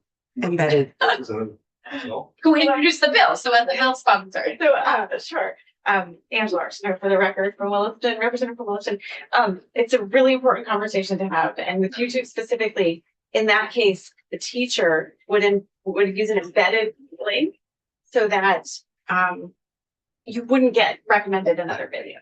There's a way to do that on YouTube that teachers, it's the safest way. It's really the only safe way to use YouTube in the school setting. Right. So you don't get recommendations. It's just the link to that one video on YouTube, which they could do in the case of the student journalism project or, I'd love to hear more about the specifics. I don't want to pretend to understand the ins and outs of what you were just proposing, or that scenario that you were just sharing. There's actually also YouTube Kids. So if they create, the kids code is quite literally asking Facebook, TikTok, and others to create Facebook Kids or TikTok Kids and have a much different platform than you have for adults and not sell their data. So, I mean, But there's also, we just got a letter in our district that Google owns YouTube and Google educational products are finally realizing, schools are finally realizing they need affirmative permission from parents for their kids to access certain Google products. And so our district sought that permission and in the end, decided that they were no longer going to use YouTube from K to 8. because it's not. a Oh, safe product. I don't want to get wrapped around But- the axle on YouTube. It's not Yeah, my so- point. My point no. is that we're prohibiting social media without being able to really Yeah. find social media. That's Yeah. the fundamental. point. And I think are you interested in like any of the history of, I don't want to intrude and I don't want to offer anything that won't be helpful. But I think the reason that it ended up here, not where it started, was because every attempt to define social media was capturing potentially very useful educational tools that could be defined, and even with really specific carve outs for like a student blog or something like that. And so in the end, I think the House Education Committee decided to set it up. It's a different scheme, you know, where you're saying, okay, schools, you don't use social media to communicate directly with students unless if you think something is social media and you really want to use it to communicate with students, you feel there's a need, then it needs to meet these criteria. And it's the allowing school officials to archive all communication and prevent it from being edited or deleted. So then we need to change that word from prohibit to whatever. I don't want to change it. And then the second, prohibited from requiring students to use social media for out of school academic work. That was getting, and extracurriculars and stuff, that was getting to the point of like how inappropriate it would be for a school through a teacher ostensibly to direct a student to require a student to use a social media product without adult supervision. Because it's really referring to out of school academic work. So perhaps in the case of the Back to the Journalism project, if that's being done during school, right? And then this wouldn't apply.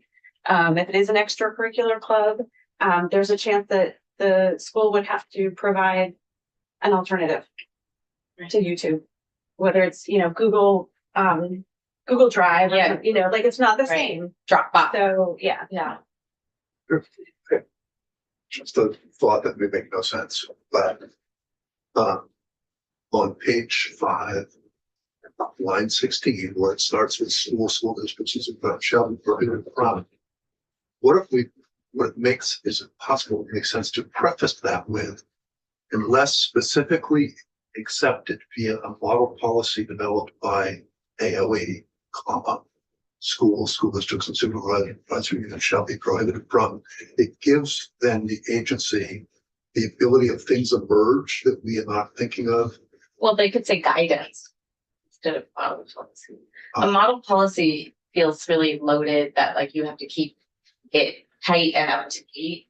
Guidance is more like what happened with TurboTax in California and the AG issuing an alert saying, we don't believe it. Oops, am I making this up? Like your tax data could be collected. So, I mean, AOE should be able to issue guidance that says we no longer believe this social media platform or this app has been compromised that used to be used for this. I was also thinking about the exception of like Senator Sheem's daughter's classes. Somehow that got caught up in this and it didn't make any sense. Given the ability for the agency to create, to make, we want the prohibition, right? I think we all agree on that. And that's the question is, if we do the prohibition, are we going to inadvertently slip something in that actually doesn't make sense?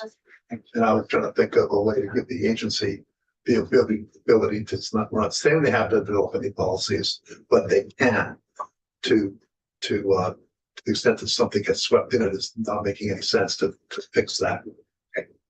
I think I hear where you're coming from. I'm wondering, this is a Beth St. James question though, I'm wondering if there might potentially be a separation of powers issue if we're saying this is prohibited under the law unless the Agency of Education sends out some guidance saying it's not prohibited under the law. That could be an issue.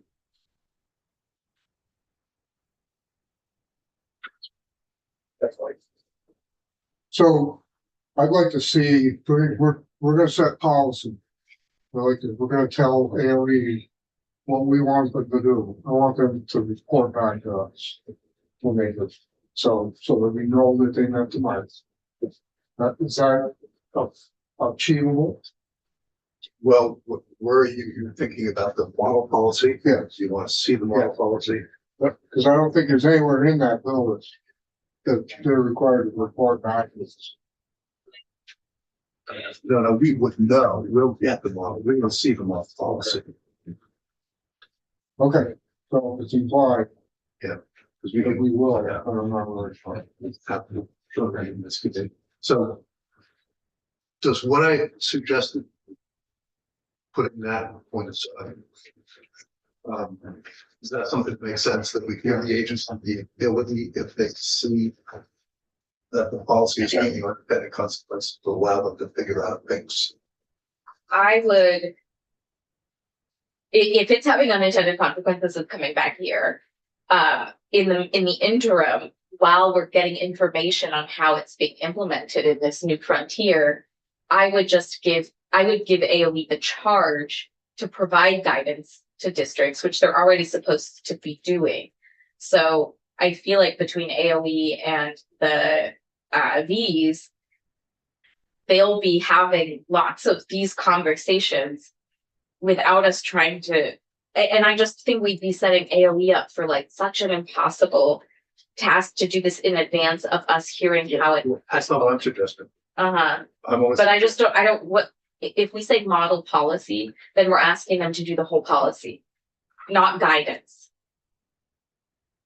Okay, we can come back to that distinction of the only thing I was trying to achieve here is, because we're passing a prohibition, Mm-hmm. we're all in favor of that. We all understand all the reasons that makes sense. Right. And then we're beginning to wonder, is something going to get swept up in this that we didn't quite need to get swept up in? Senator Machine's daughter can't do her class anymore, which nobody's intending. That's never been the point.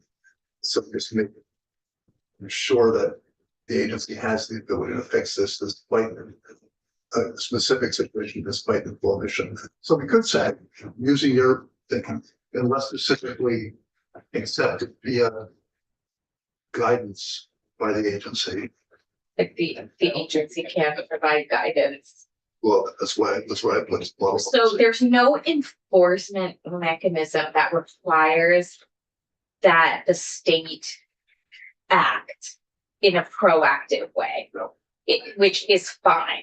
I mean, I think should any unfortunate scenario come up where all of a sudden we have like an academic freedom question or a free speech question or a parent concern, that is best left to the district. Or maybe like you can take a complaint to the State Board of Education at the very end, but that feels like more of a matter to adjudicate rather than for AOE to try and like get in everyone's heads and issue any proactive guidance. The only problem with what you're saying, I think, is that it is strictly prohibited. And since it's strictly prohibited, nobody can do things except the legislature. So go ahead. Yeah, no, Yeah. that last sentence is exactly my concern. I'm more and more confident that we can't just strictly prohibit something and then put a loophole and say that this is completely prohibited unless the agency of education decides Unprohibited. it's actually unprohibited. Because that gives the executive branch essentially lawmaking power. I think it's definitely worth asking Beth. So you'd rather just leave it the way it is? I think we either need a model policy or we need to leave it the way it is. And that's, one or the other, but I don't think we can go take both routes at the same time and create something that allows AOE to circumvent what we do. Fair enough. Okay. So we could, the other way, we could pass it as is and be prepared to look at the issues pop up. Yes. Right, that's, I think, vote for that. or we wait for a model policy. That's the question. It's also not life or death. Yeah. I hope, in terms of, let's say we pass it as it is and, suddenly journalism program thinks, hey, there's some issues here. We'll just be able to revisit it and clarify. I don't think it's gonna be, The problem is, even if you created a model policy, there would be problems. And instead of that rising to governing bodies, we'd be expecting AOE to somehow keep updating this model policy, which just, they have plenty to do right now and not very many staff. So like, woe to the poor person who's supposed to do this for the whole state. That makes no sense to me. I would submit that it's in their charge to do this, and we're requiring them to do this. That's part of the protection of our students. It's part of their charge. When it bumps in, when our students bump into the education system, it's anybody's charge to take that responsibility. This is not.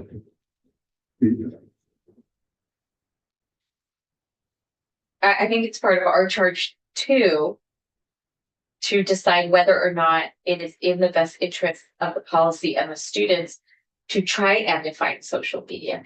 And we could be sued for doing that. It could be struck down. It could be circumvented. The 5 minutes that TikTok was down, some other Chinese website came up that was supposed to be like a video editing app that became social media. Like if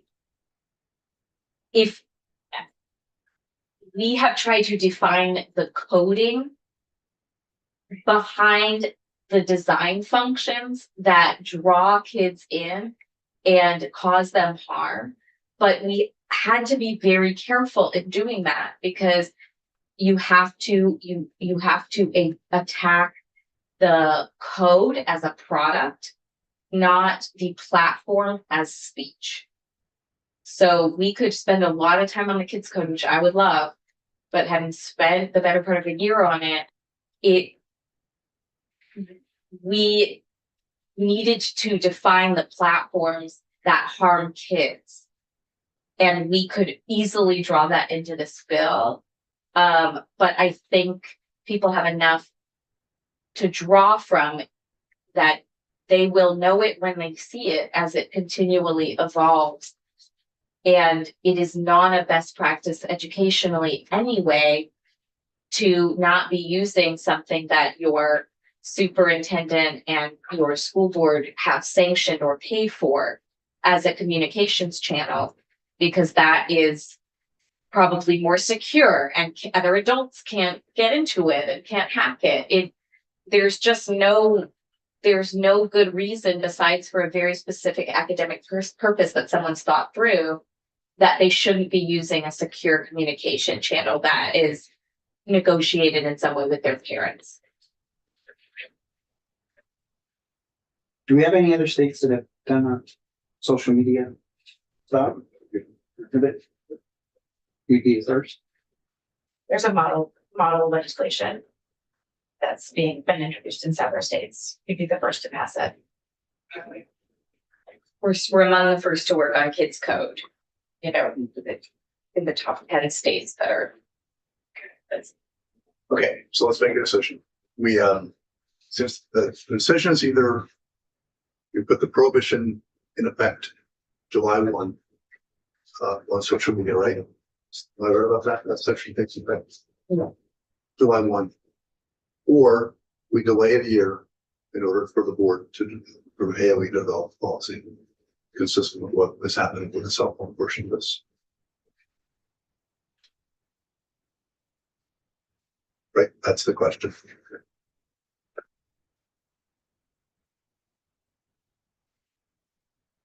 They are making a lot more difficult.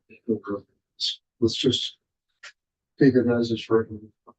Unless everybody wants to go home tonight, come up with a plan and talk about individually. So I'm the guy that upset me off course. I'll go with it as it is, but I'll vote for the bill as it is, as it's written. Okay, but I'm a little uncomfortable with the comments such as you'll know it when you see it. I really, Points well taken. so I'll shut up. I think it's been a great conversation.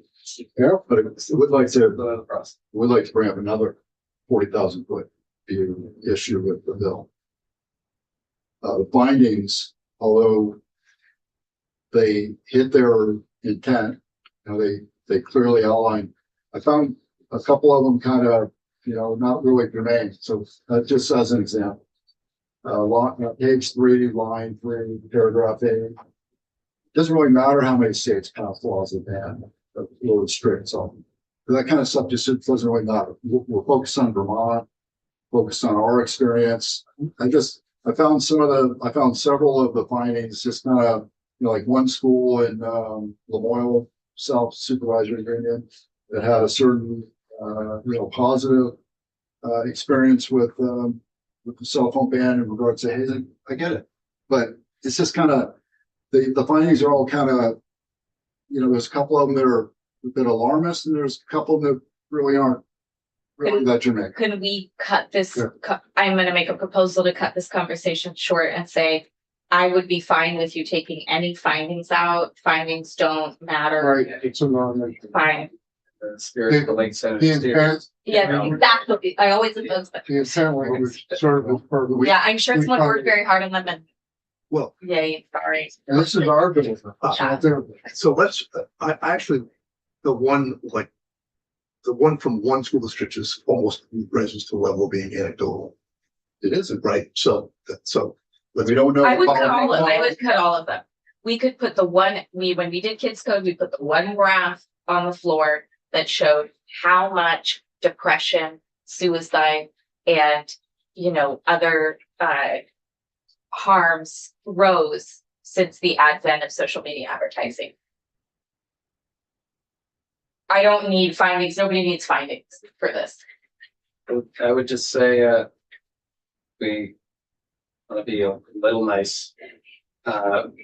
Take out all the findings except for the intent on page 3, line 5 through 8.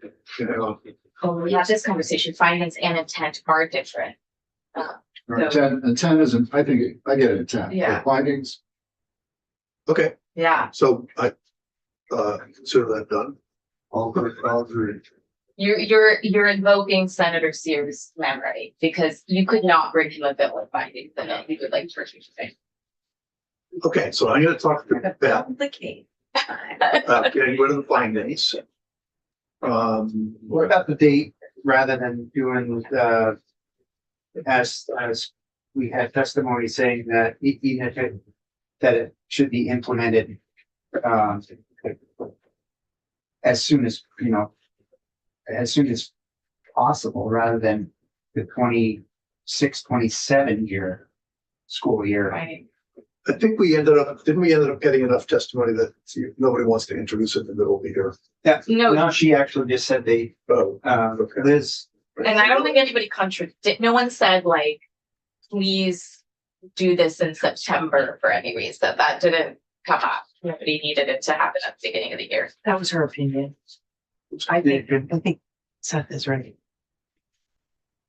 She testified that that it was her, but that other schools had implemented it mid-year. She spoke one in New York, Yeah. one up here.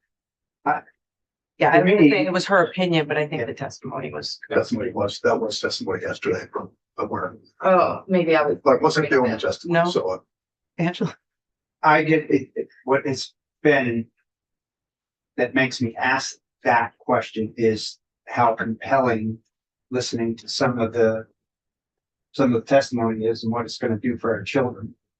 And we always put them at the front and, oh, wow, it may be an inconvenience for us. We gotta move our butts along a little faster to have it done. But in the end, it's gonna be better for our children. So that's all I'm saying. Good with the way it is, just like Senator Week says. I But I agree would with like to Senator see it sooner. Heffernan. Yeah. Well, Like, see it okay, sooner. so to be clear here, we have the social media part takes effect July 1, 25. It's probably not realistic, I'll just say, we have a testimony, to think that we're gonna get the agency to develop a model policy for January 1, is it? There's like literally 10 model policies that we looked at right now that are pre-written. I believe that if there's. I believe there's enough that they could have a policy written for the year of 26. Right. Some not for the 27 school year, if they can implement it January, February, March. That we'd have to get them in here for if we're gonna.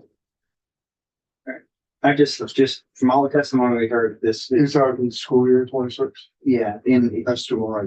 That's September. Does yeah, it was well, September, but even if it didn't get implemented to like January 1 of 26. is there a way to build flexibility so that we give them until January 1, fine, let's say. But then a school can adopt it on a rolling basis between January 1 and the fall of the Again, school it year. was examples of how they could start implementing it. So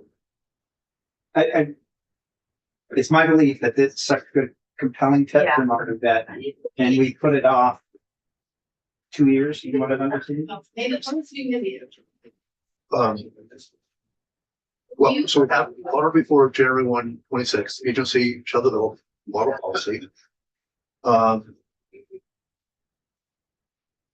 Do you support the direction of the Snotter? Same, so it's parallel line A and B on the last page or parallel between independent schools. So they have to do it by July 1, 26. Schools shall be free to implement as soon as the policy is published, right? Yeah, do we need to say that? Is it We have to basically, do it. Isn't that? No later than that. is it, does it say no later then? Well, the Honor reports like. somewhere there doesn't say, so part of this goes into effect with the 20th on July 1. On or before July 1, 26, school boards and approved independent schools shall adopt cell phone, Yeah. personal electronic. Oh, It's on Okay. line 11, Yeah. page 7. so it's really, what I think what it is they could adopt it right after the That's model true. policy. They can. And That's they right. wouldn't have to wait for it to be effective Yes. in the 26, Yeah. 27 So school year. it's So we could cut that part out. What's already there, actually. Well, They have it later than. well, it says no later than it's to be effective in the 26 school year. So if we cut that part out, we'd just be saying, we just have to adopt it before July 1. Where is that? right? Where's that? It's the last sentence before the effective date. It's prescribing that it becomes effective in the fall of 2026. We could be less prescriptive there and just say before July 1, they just have to adopt the policy. Well, we could say it to be effective no later than the 26, 27 school year. Sure, It says the same thing. yeah. You guys are agreeing. Yeah.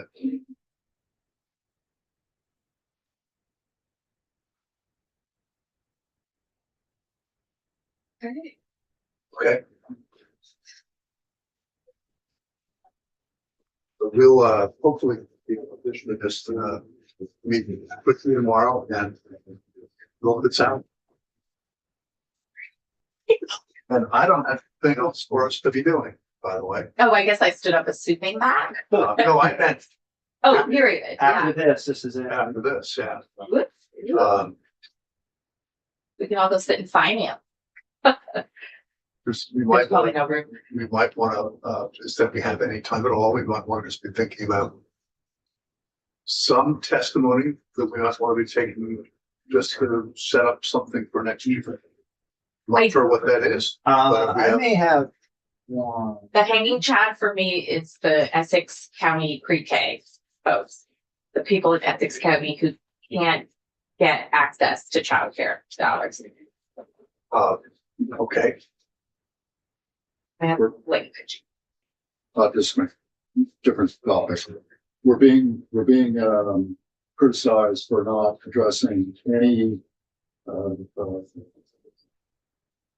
university level issues like colleges, universities, et cetera, during this session.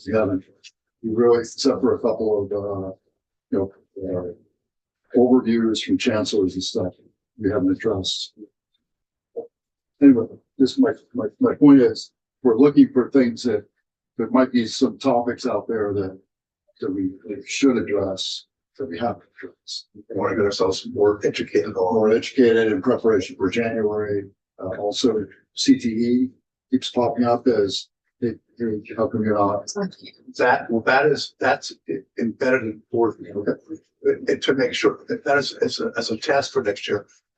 But we could also be thinking about how to set up for that a little bit. You have language, For Essex Is that- County, yeah. because that's a specific issue. Yeah.